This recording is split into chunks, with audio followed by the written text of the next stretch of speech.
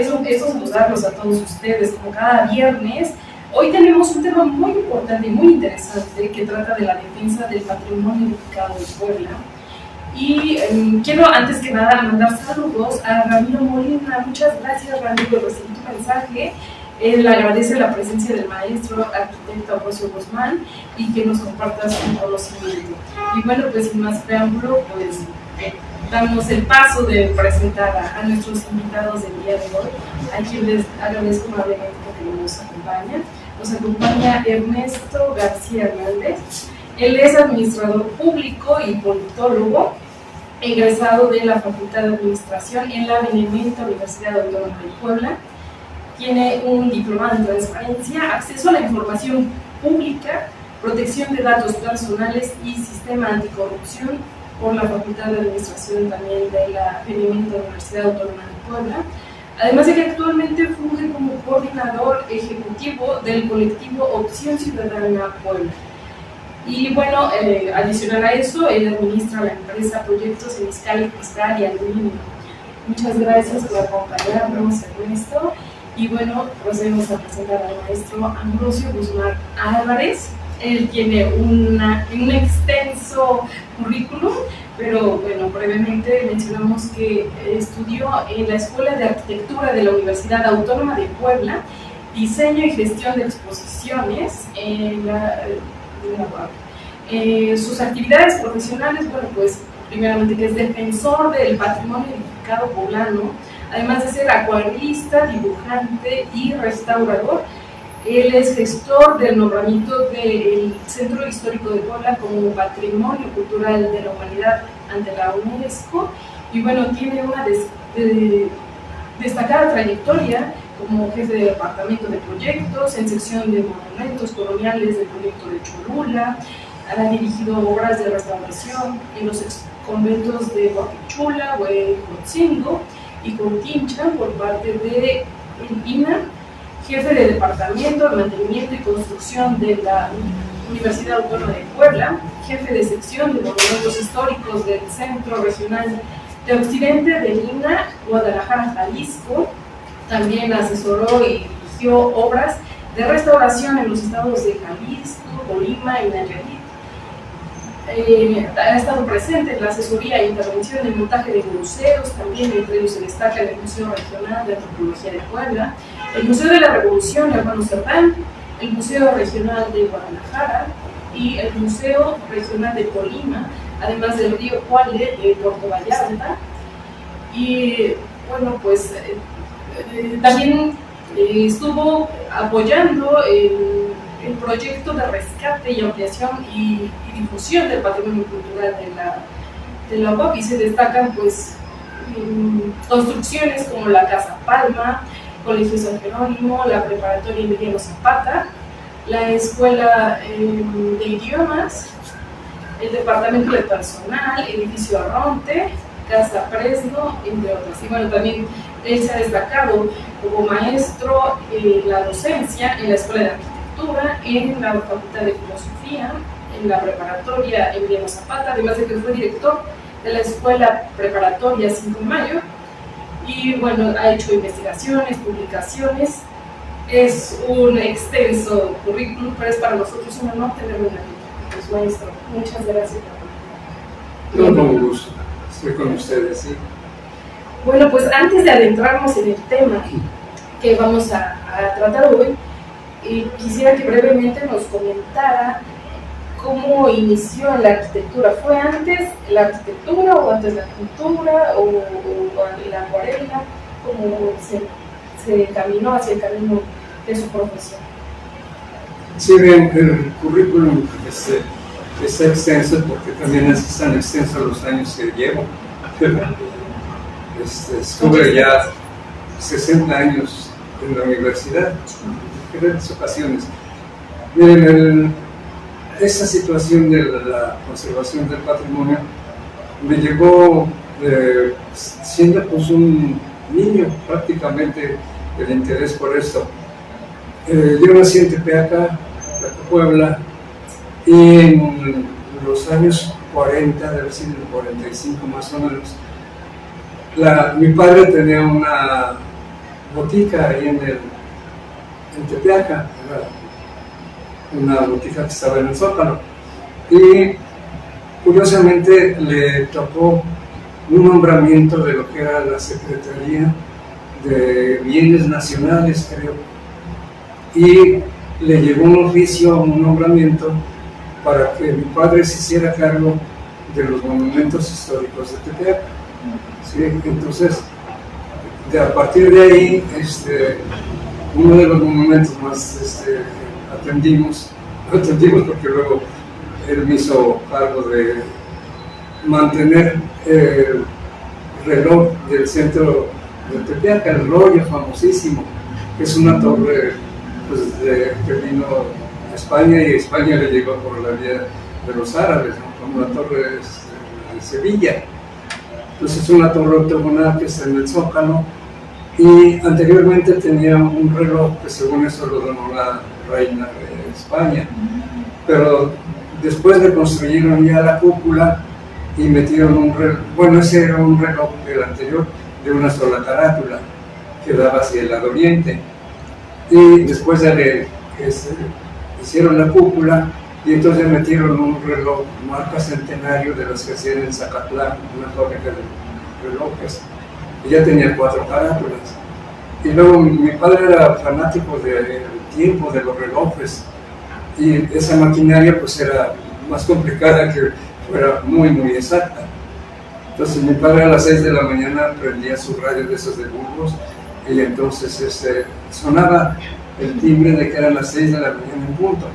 Entonces con sus relojes, y luego salí y me decía, mira, el rollo ya se atrasó 5 minutos, voy a corregirlo. Entonces había que subir una escalinata así de 25 metros para llegar allá arriba. Entonces primero había que darle cuerda, y eran unas pesas pues, de más de 150 kilos, yo creo, porque llegaban hasta abajo, pero con un cráneo pues se subían, y eran 4, porque una era para el reloj, el péndulo, la otra para que sonaran las horas, luego los cuartos, las medias. Total que era un desastre. Entonces atrasaba con frecuencia el reloj y me mandaban algo enojado porque había que subir mucho. Lo que sí me sirvió para hacer ejercicio. Y ya un día desesperado, entonces dije, ya, basta esto. Y entonces le di 24 horas adelantado el reloj y dije, ahora sí, Tepeaca vive adelante de todo el tiempo. Entonces, ya se atrasó el reloj. No, tiene 24 horas para que se corrija, papá, no te preocupes. Entonces, y bueno, había que cuidar los otros edificios, el convento, la colecturía, y todo estaba pendiente mi padre de que no los alteraran. Entonces, bueno, por ahí hicieron todo lo posible porque yo estudiara medicina y que ya tenía yo ahí el adelanto de la botica, pero no, me negué y entonces entré a arquitectura. Y a temprana, bueno, son 5 años que eran de la carrera, y ya al final, como trabajo social, hice el levantamiento de lo que era la Academia de Bellas Artes. Detalles muy bien precisos de la fachada, de las plantas, de la casa que se le entregaron a lo que antes era el Instituto Poblano de Antropología e Historia. Estaba hoy en la casa de los Verdán. Ahí funcionaba. Y era pues, una organización pequeñita. Y después ya se transformó al Instituto Nacional, pero Puebla nació con el instituto pequeño de Puebla, nada más exclusivamente de Puebla. Ahí me tocó trabajar en algo que empezaron a hacer de restauración del museo de los hermanos Alvarán. Después trabajé en el proyecto Cholula ya para el Instituto Nacional de Antropología e Historia. Fue una buena experiencia en ese sentido porque hicimos el levantamiento de todo el centro de Cholula. El director general era muy apegado a las ciencias y Guillermo Bonfil Batalla, y entonces hizo un trabajo muy bonito en Cholula. Levantamos 37 iglesias. Ya ven que dicen en Cholula, muy orgullosos, que tienen tantas iglesias como días del año. Pero yo creo que eso era una expresión de los españoles que no sabían contar más que hacían y con dificultad. Entonces, tiene tantas iglesias como días del año. Se volvieron nada más un testimonio así. Pero no son 37 iglesias. Bueno, entonces también estaba yo trabajando ya en la universidad como maestro en arquitectura, en filosofía, les daba yo historia de la arquitectura. Las clases sí no se me dieron mucho. Entonces, ya con esa experiencia del instituto, me vine aquí a trabajar en la universidad, clases, fundamos la Escuela Preparatoria Zapata, y después por razones políticas tuve que salir de la ciudad y estuve trabajando una época muy corta en México en Bellas Artes, en el Palacio de Bellas Artes. Entonces, después ya me ofrecieron que me fuera a Guadalajara, al Centro Regional de Occidente. Acepté y ya me fui por recomendación de un estimado arquitecto que iban a abrir el Centro Regional, y él le propuso que se iba a ser el director de que fuera yo para allá para tenerlo de arquitectura. Y sí, entonces me fui a Guadalajara a Jalisco. Pero ahí teníamos 3 estados a nuestro cargo: Jalisco, Colima y Nayarit. Y yo no había perdido contacto con la universidad, porque pues, es la que me formó, es lo que tenía yo mucho aprecio a la universidad. Y entonces estuve allá 11 años. Y ya después, por invitación del rector que llegó, Alfonso Vélez Primo, para hacer el proyecto que ya habíamos planeado antes para la restauración de varias edificios de la universidad. Entonces, miren, con relación a la universidad, el primer edificio que se adquirió fue por parte de doctor Sergio Flores Suárez, era químico, y entonces él compró el ex convento de San Jerónimo, que está sobre la 3 en el costado del Carolino, y ahí se instaló filosofía, se le dio filosofía. Ahí empezó el primer edificio que se adquirió por parte de la universidad. Al poco tiempo, don mismo Sergio compró la casa paterna de los Espinosa Iglesias. Después, en un lapso que hubo ahí unos rectores temporales, el licenciado Carrillo compró un edificio en la 8 Poniente que se le dio a Leyes. Tiempo después, un día que yo llegué, me di cuenta que estaban vendiendo lo que fue el antiguo de la Ronde, y como estaba muy cerca del Carolino, le pedí al rector que diera la posibilidad de comprarlo, pero en esa época sobre 6 millones de pesos.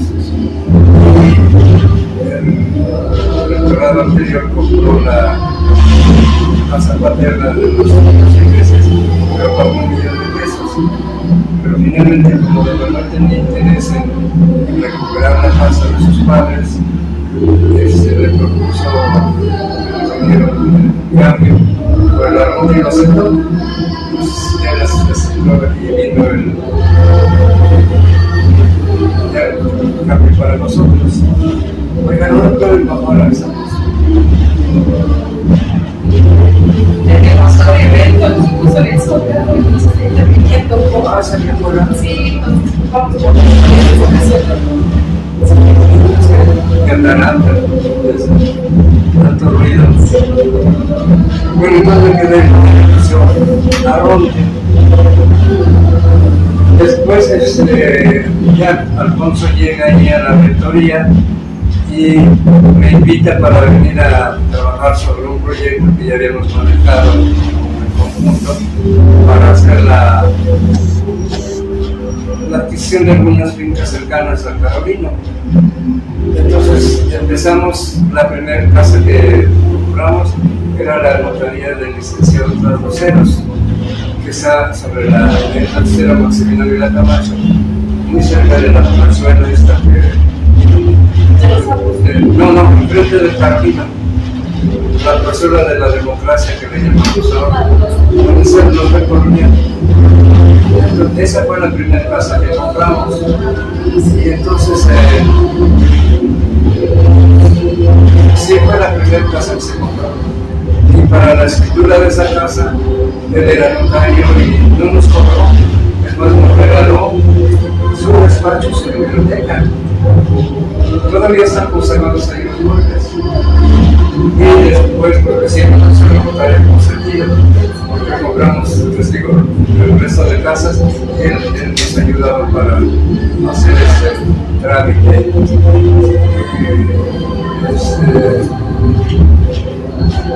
Eso era muy importante.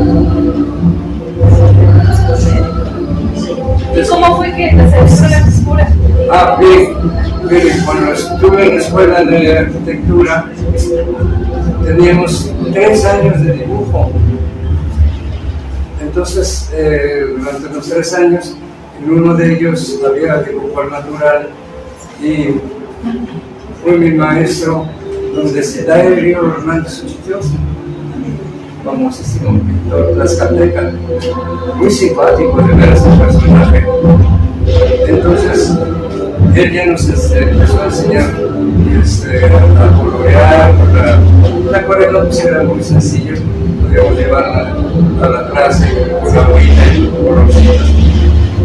Y entonces, después los otros eran ya dibujo arquitectónico y luego geométrico, pero entonces sí se me dio más. Y yo ya tenía desde antes interés en dibujar así cositas, y ya con la acuarela, pues pero en esos primeros años nos daban la acuarela, pero como para engañar a los clientes, ¿verdad? Si les mire qué bonita acuarela se hace, y si no le gusta este color, le ponemos otro. Entonces, así nos enseñaron la acuarela. ¿Sí? Y después ya empecé a salir a pintar, y me empecé yendo, porque íbamos a un club deportivo que había en Tlaxcala, aquí muy cerca, pero empezó a pintar varias iglesias de Tlaxcala, más que nada, cercanos por ahí. Y entonces ya le quise echar más a la acuarela, y para esa época, bueno, también por otro lado se me dio lo vago.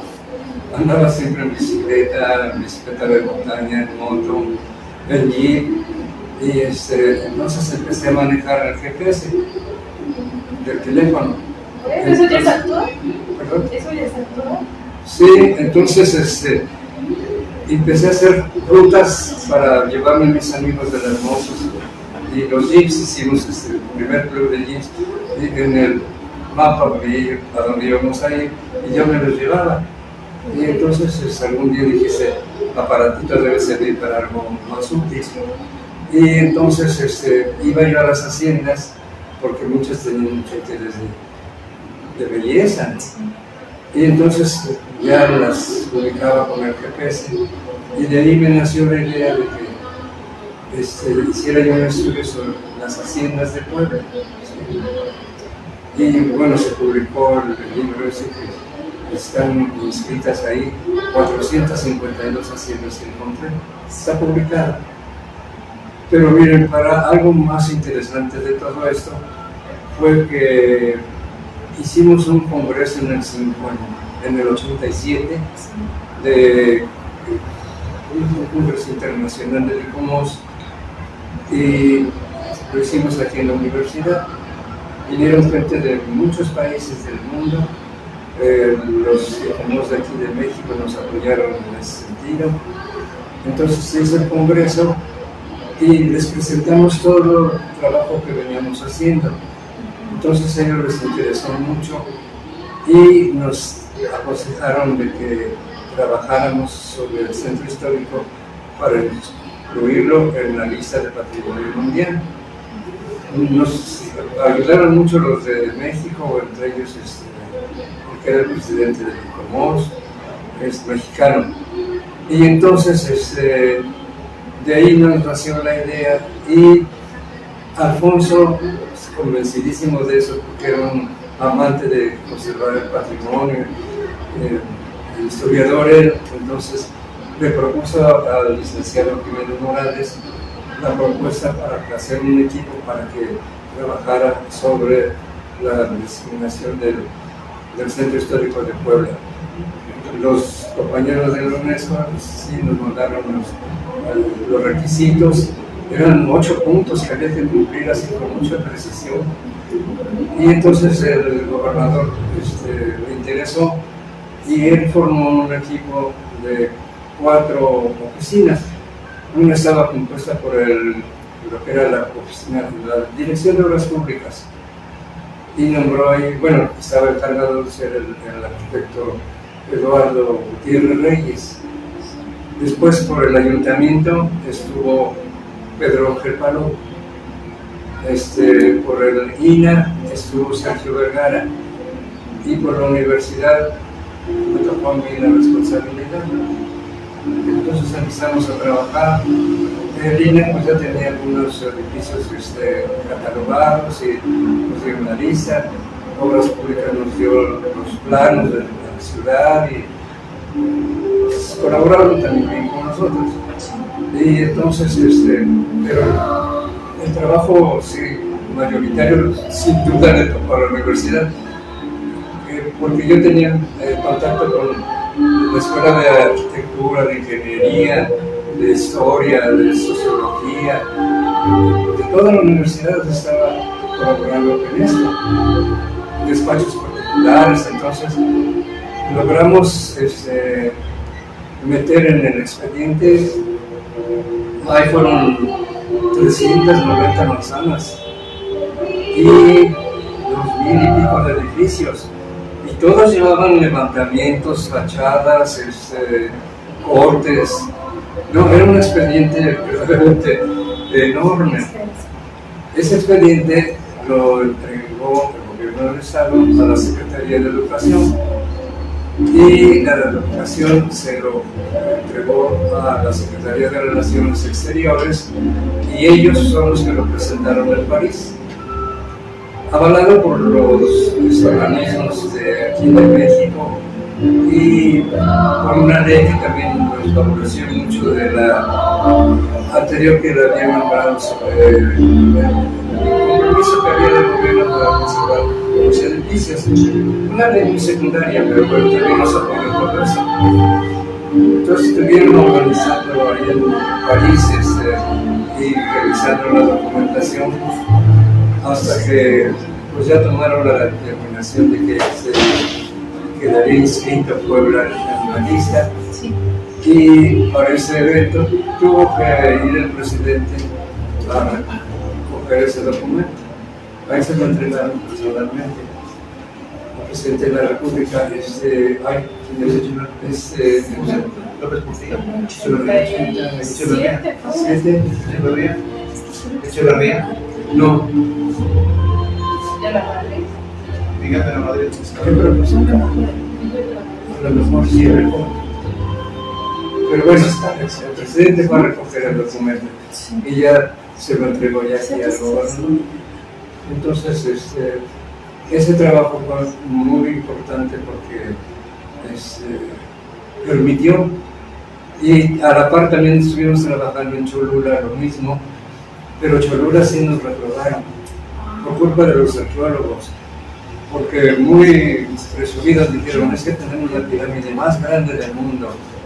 Ay, ¿cuánto tiene? Pues más de 400 metros. Y pues, ¿dónde están los cortes, las fachadas? No, está enterrada. Ah, bueno, cuando la saquen vienen. Y ya nos reprobaron en Cholula.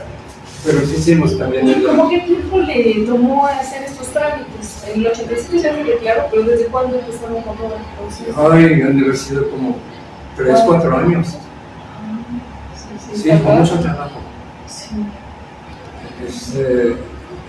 Sí, a partir de Nosotros ya veníamos trabajando un poco en eso, pero a partir del Congreso fue cuando ya se hizo todo el trabajo en firme para la petición hacia el país.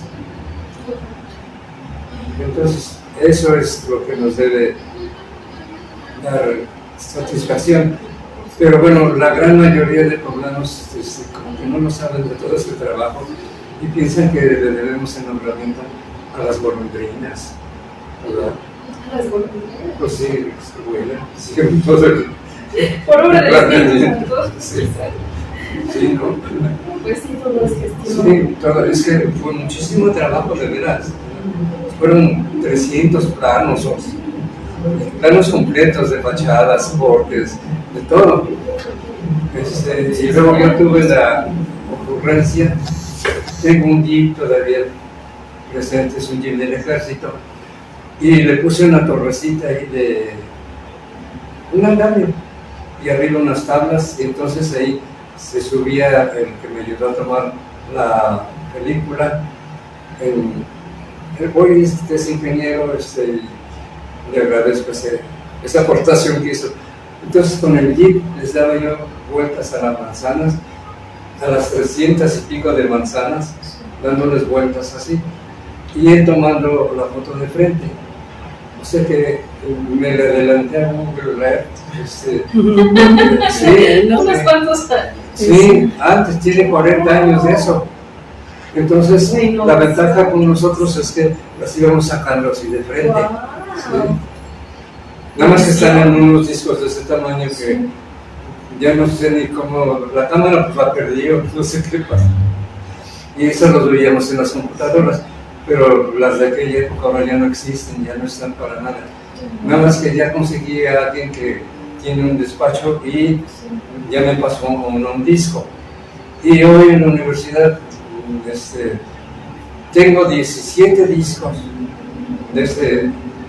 y ya lo están transmitiendo y lo están escaneando para meterlos en discos CD. Hoy posiblemente me los entreguen. Entonces por ahí se me antoja, nada más que ya a esas alturas me da flojera ir caminando y viendo las imágenes y a ver qué pasó con esta casa hace 40 años, porque invitación de aquí de Ernesto hicimos una conferencia, ¿verdad? Y me impartió usted el 8 de diciembre del 2022, sí, en el salón barroco del edificio Carolino. Entonces él me ayudó a pasar la película esa y la puso más lenta porque bueno, sí era más rápida. Más rápido, le aceleramos. Sí, para que pudiera terminar el rollo. Entonces hoy día ya me lo van a entregar, entonces se lo voy a dar a la universidad como para que tengan un archivo ahí de todo esto. Y miren, y todo el trabajo que yo estaba haciendo era muy apegado a las normas. Entonces llevaba yo también la bitácora con las fotos. Y todas esas fotos las entregué a una oficina que había, era una fototeca que estaba en la 3 Oriente. Y ahí les llevé todo el material. Y hoy que lo fui a buscar, ya esa oficina ya estaba medio perdida. Hoy está en la Avenida Reforma 311, algo así, o 15. Y ya me permitieron ver las fotos. Y hay 4 cajas de estas de las fotos de las obras. Entonces fui, ya me las enseñaron y dije, pues necesito estas 2, 3 fotos que no tengo, porque otras yo las guardé, pero ahora resulta que me quieren cobrar. Digo, oiga, pero esas fotos son mías, ¿cómo van a cobrar mis fotos? Entonces ya vine aquí al instituto, ya mandaron un oficio que va a ser para beneficio de la institución, porque hoy día estamos trabajando para que la UNESCO reconozca a Carolino y a la universidad como monumento a la enseñanza y a la educación del mundo, ¿sí? En eso estamos trabajando hoy día. Por eso estoy revisando las fotos también. Pues sí, bueno, es que se hizo todo esto para lograr que la universidad tuviera este ambiente. Y lo del barrio universitario también tiene su historia, porque un día acompañé a Alfonso siendo rector, fuimos a París, y resulta que ese día era la clausura de las clases. Entonces había una algarabía ahí cerca de lo que allá es el barrio universitario. Entonces le dije a Alfonso, mira Alfonso, esto que estamos viendo, un poco reflejado, lo vamos a tener en Puebla, salvo la diferencia de París y Puebla, pero creo que eso se nos va a dar, ya verás. Y de ahí salió la idea de que el barrio universitario, sí, miren, donde es una escuela que hicimos, ya por lo menos hay una copiadora cerca, una tiendita, hay movimiento, ¿sí? Entonces, ya actualmente la universidad tiene cerca de 40 casas, ya se volvió casateniente, está en oficina, en las escuelas pequeñas, y lo que les llamó la atención en el congreso es de que las primeras casas las utilizamos para los colegios pequeños, porque antes pues en el Carolino estábamos 5,000 alumnos, nos peleamos por las aulas. Nomás en la prepa, cuando yo entré, éramos 105 alumnos, nos peleábamos por el asiento. ¿De dónde? Una pregunta de comentario ahora, arquitecto. Yo estoy releyendo el libro de las calles de Puebla, del doctor Hugo Meyer. Se hace referencia, y vino a mi mente cuando usted habló de los planos, más de 300 planos. En el libro se describe el plano de Medina, el plano de Careaga. Eventualmente ustedes con este grupo multidisciplinario contrastaron con estos planos. Sí hubo una complementariedad. Todo lo que nos pedían, antecedentes y normas y leyes para proteger todo eso. Alfonso, siendo un rector, le dimos la tarea de que hiciera documentación sobre Puebla. No van a creer, pero más de 2,000 títulos, los que mencionó, sino un fajo así de información de escritos sobre Puebla, historias, hasta periodicazos que hablaran de Puebla, ¿sí? Revistas, 2,000 documentos mandó sobre eso. Entonces imagínense, sí, nos tuvimos que meter en todo eso para ir comparando, a ver qué estaba pasando, sí, los análisis de los planos. Maestro, ¿cuál es su perspectiva ante las afectaciones causadas por los sismos? Se afectó mucho el patrimonio desde el 99, el sismo, y por supuesto el septiembre del 2017. Sí, miren, en ese sentido, Puebla pues sí fue muy afectada. En el estado se nos arruinaron 621 edificios religiosos, ¿sí? Entonces el instituto había conseguido con manobras el seguro. Entonces a Puebla le tocaron en esa época, ese recurso, 1,200 millones para aplicarlos aquí sobre todo de los centros, porque era la demanda más sentida de todas las poblaciones, ¿verdad? Bueno, yo llegué aquí al instituto por recomendación de la esposa del presidente y con los antecedentes de que habíamos detenido a Moreno Valle con el tendedero que quería hacer al centro de Puebla, ¿no? De Loreto, Guadalupe, aquí a la plazuela de los artistas, de que demolieron una casa de uno de ellos para hacer la torre. Nos iban a hacer 6 torres de aquí al cerro. Eso se lo paramos a través de un amparo que sí. Cuando lo metimos en el juzgado 12º y el juez se declaró incompetente. Y entonces Moreno Valle mandó el documento a Acapulco por una juez. Y en una semana la juez nos negó el amparo porque dice que no justificábamos que éramos vecinos de las torres que se iban a construir. Y nos los negó. Entonces nuestro abogado se puso listo y dijo, ¿sabe qué? Vamos a solicitar el amparo, pero a través de un niño, porque los niños tienen más derechos que nosotros, que los mayores. ¿De dónde salió el niño? ¿Quién sabe? Entonces, pero lo adiestró el abogado y en México, en un juzgado federal, se metió y en 2 semanas ya teníamos el amparo. Ya no pudimos parar el primero porque ya lo habían hecho. Y ahora es una cosa ridícula que son 500 metros. Ya la gente pues ya no sube. Creo que ya no funciona. Pero pues iba a venir hasta aquí, hasta el centro. Imagínense un montón de torres aquí rompiendo. La pregunta que Laura externaba, digo, arquitecto. Yo estuve en Xochimilco hace 2 meses. Pues están todas a toda vista las afectaciones en el monasterio, en Xochimilco, ¿no? En una iglesia, sí. Atzala, Huaquechula. Digo, las afectaciones están palpables, tangibles, ¿no? Sí, porque miren, de los 621, según eso se acabó el dinero y restauraron supuestamente 268 templos. Entonces, miren, el lío para el INAH fue que si inmediatamente después del sismo se ponen a trabajar al primer lugar, inmediato, consigan empresas que se dediquen a la restauración y ya que inviertan ellos, luego les pagamos porque ese dinero lo tiene el banco.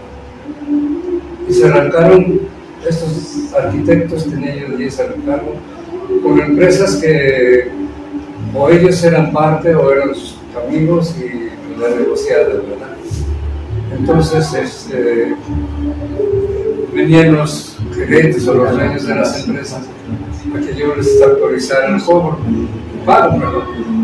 Entonces dije, bueno, sí, no hay ningún problema, el dinero hoy está, no es nuestro, pero por favor tráiganos su documentación técnica, todos, y la administrativa, de qué han hecho del dinero.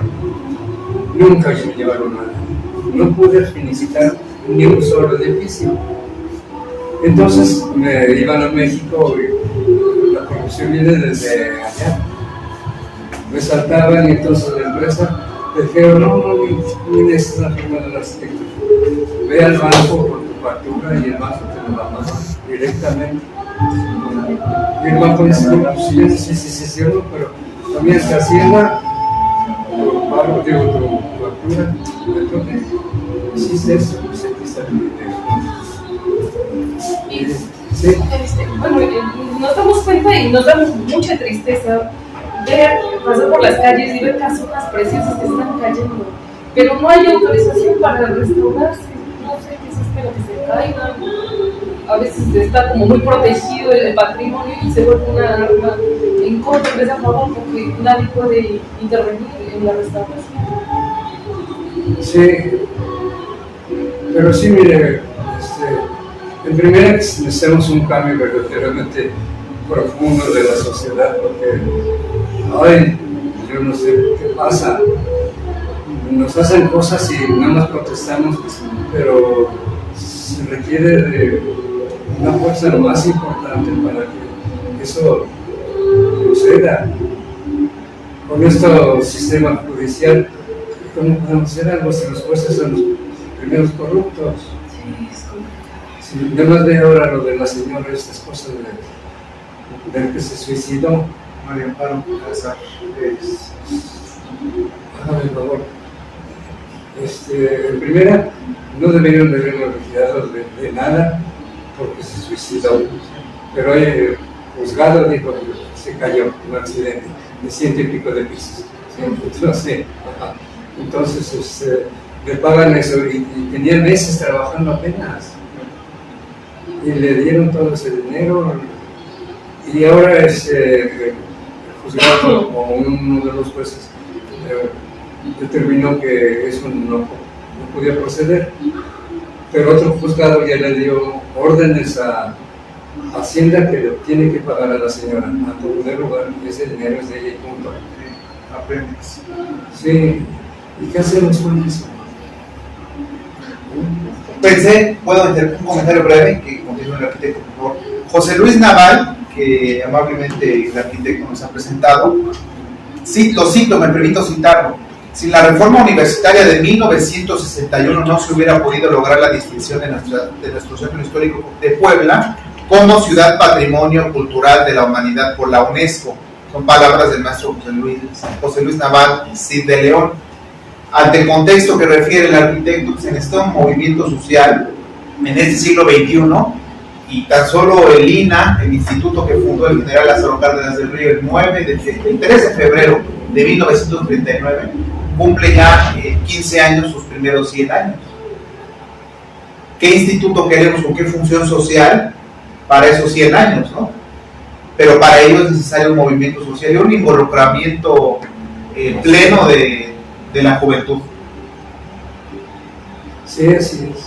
Bueno, y muestra de ello ese trabajo que estamos haciendo, Lo que está a nuestro alcance, ¿no? Pero con estos movimientos esa relación pues intergeneracional, ¿no? La vivencia, reflejo del pasado, con la acción social del presente, ¿no? Precisamente para ese futuro, lo que resta del siglo XXI, con un futuro, con unas instituciones de carácter social, con una función social, ¿no?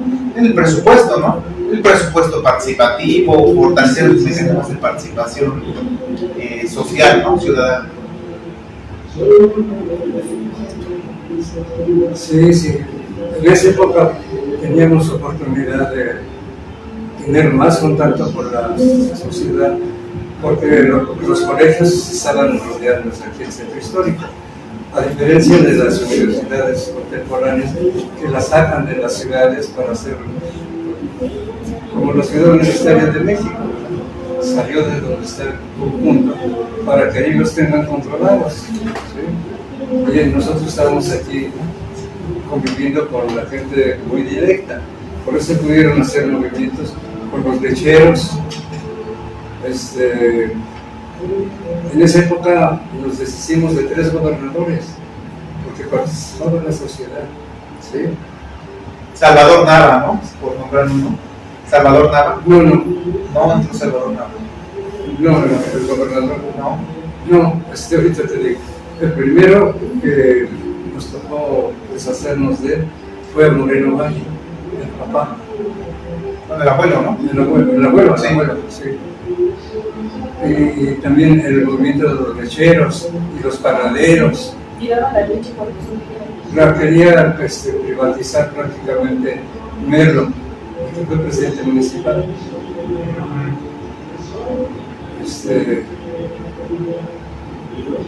Y con los lecheros, pues movilizaron a la ciudad y acabamos con eso. Nava Castillo. Nava Castillo nos mandaron, que era el comandante y jefe del Distrito Federal en el tránsito, muy generalote.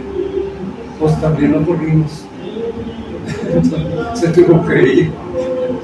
Tenemos las nuevas generaciones tanto que aprender de ustedes que luchamos por los derechos de los ciudadanos. Sí, y luego también. Ahora son tan diferentes a lo que pasa.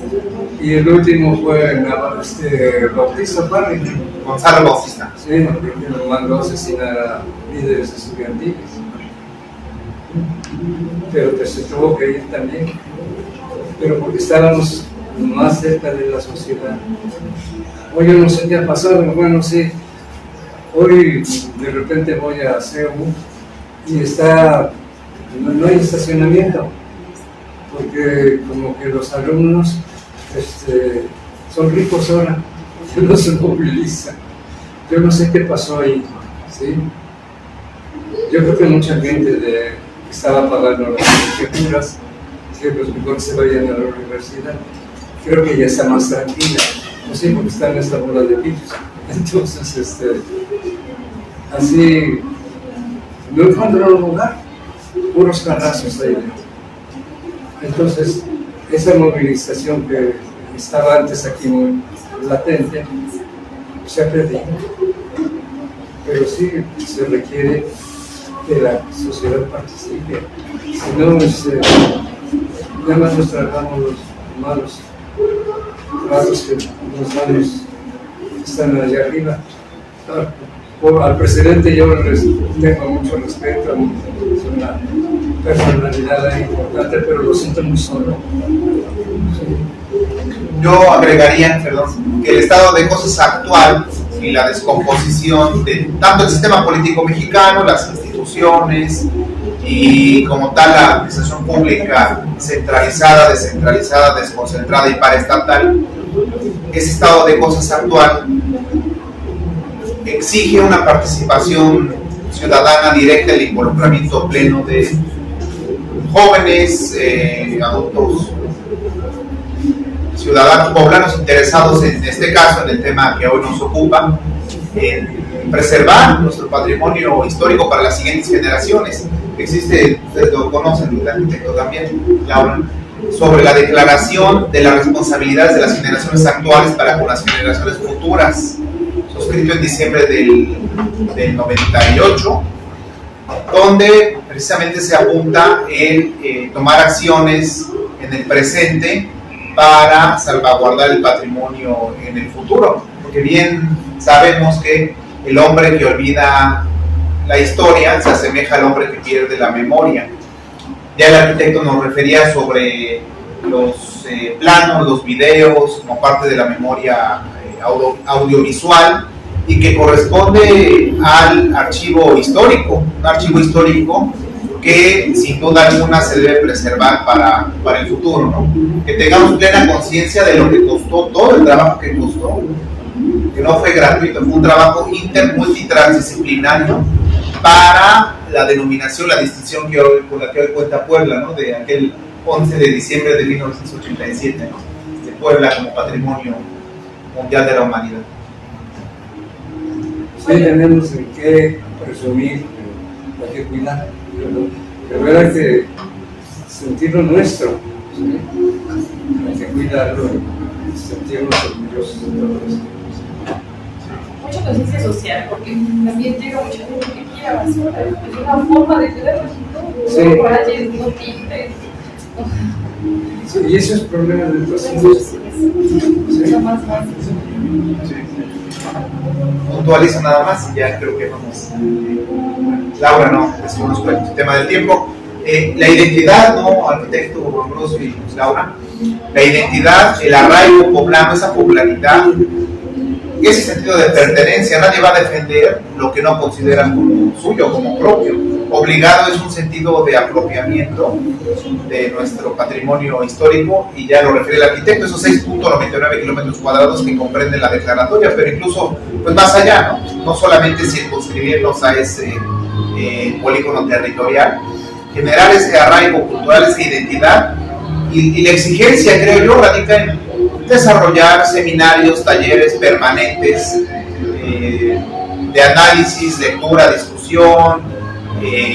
Ya referíamos al inicio sobre el libro del doctor Hugo Light Meyer, Las calles de Puebla, algunos otros libros, algunas otras aportaciones, Diego Antonio Bermúdez de Castro, Mariano Fernández de Echeverría y Beitia, pero es necesario el interés por la cultura, la historia, y en consecuencia desarrollar este tipo de acciones, políticas públicas de gobierno o de Estado, ¿no? Tendientes a incidir en los cambios sociales y los cambios civilizatorios para apropiarnos de nuestro futuro, ¿no?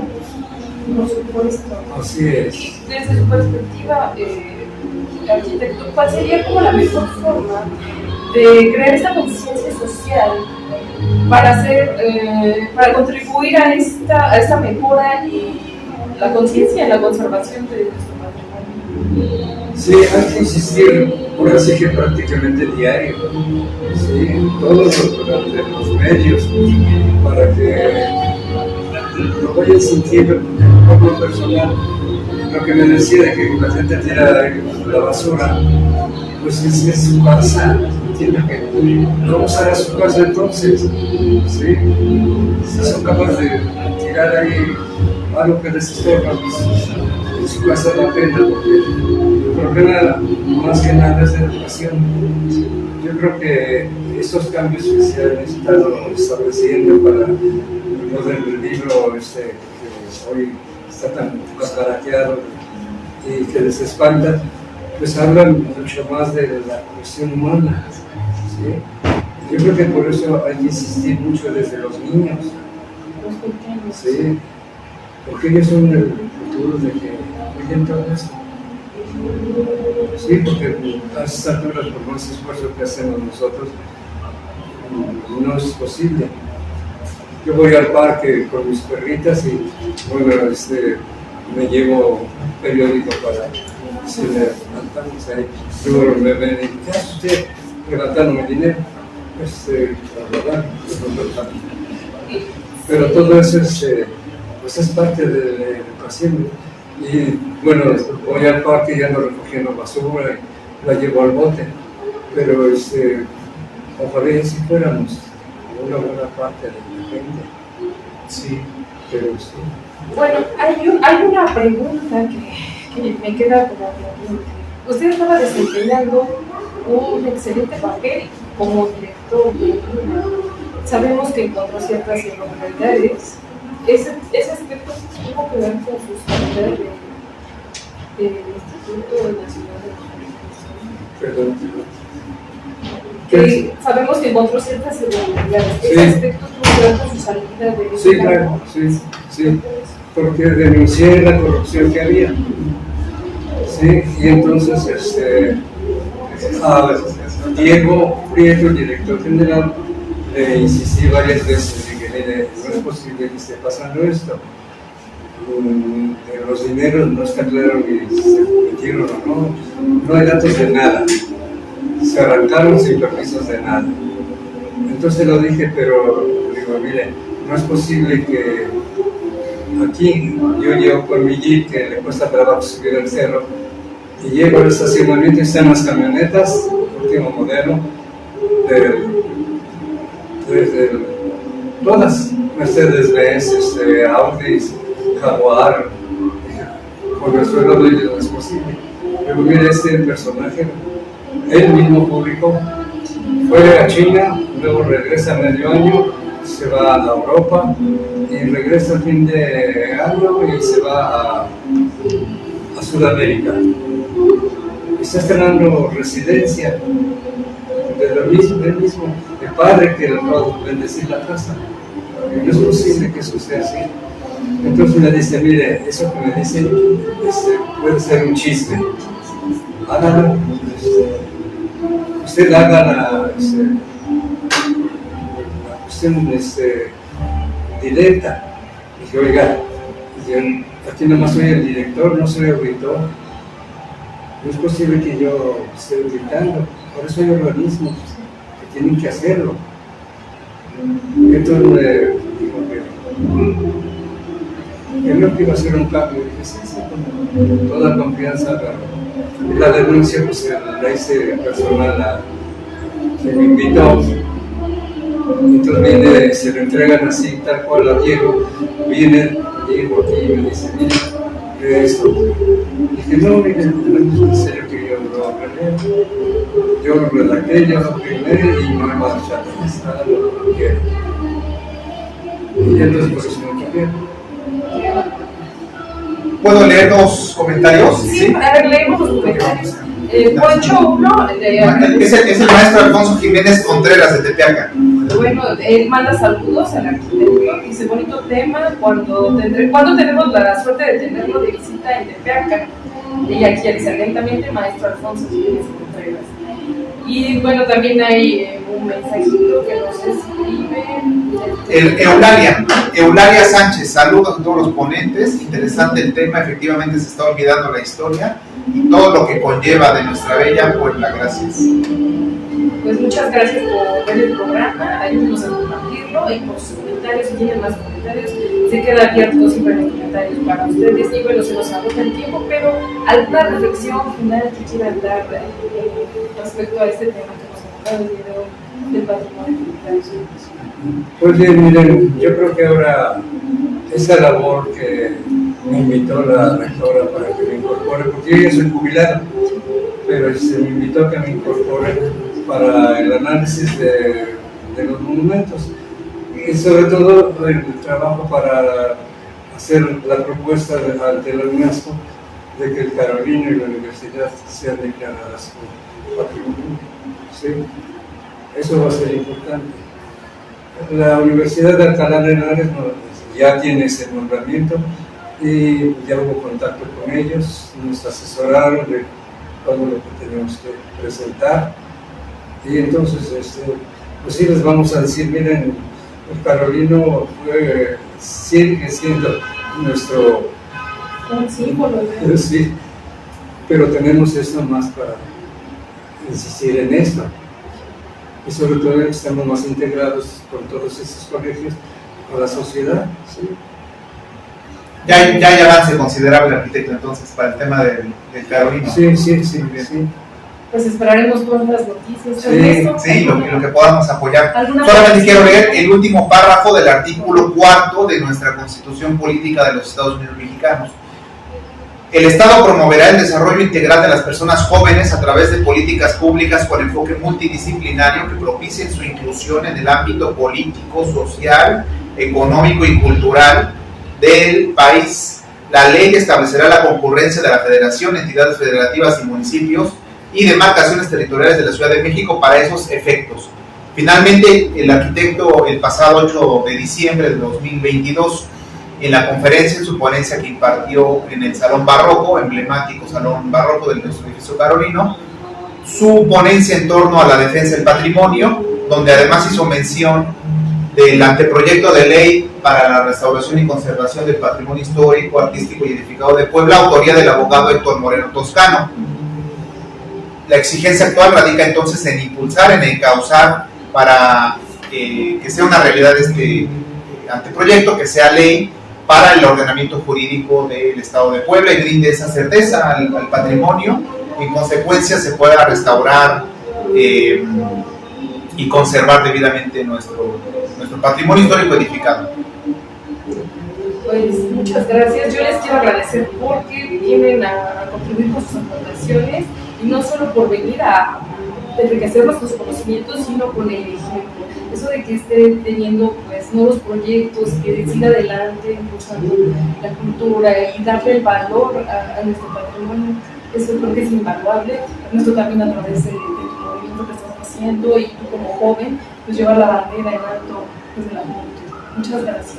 Gracias por acompañarnos. Amigos, llegamos al final de este programa. No se pierdan la próxima emisión, como cada viernes estaremos transmitiendo en vivo. Recuerden que cultura son los modos de ser y de hacer de una sociedad. Sin embargo, vivir es el arte de ser y estar en el aquí y el ahora. Hasta la próxima.